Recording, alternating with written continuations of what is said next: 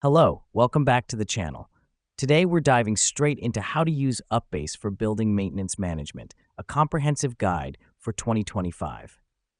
First things first, log into your UPBASE account. If you don't have one, quickly sign up. It's straightforward. Now, why is this important? Simple. UPBASE is your portal to efficient building maintenance management, and your account is your personal toolkit. Now that we've done that, let's go to the dashboard. Here, you'll see different modules, but our focus is on the Building Maintenance module.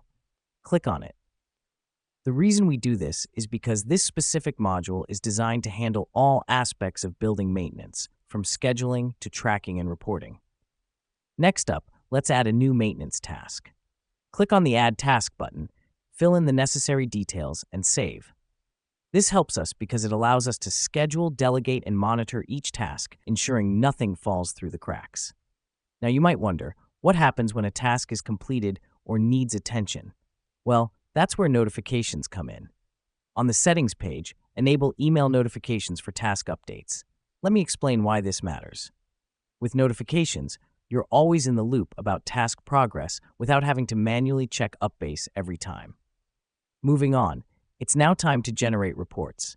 Click on the Reports tab and select the Maintenance Reports. Here's what's happening behind the scenes.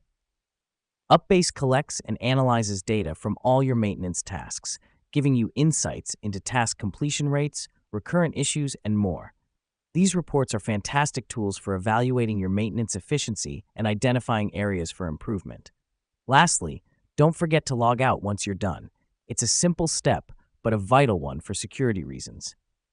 And there you have it. You're now equipped to use UPBASE for your building maintenance management like a pro. Remember, the key is to leverage the platform's features to streamline your processes and stay on top of everything. Stay tuned for more tips and tricks. Until next time.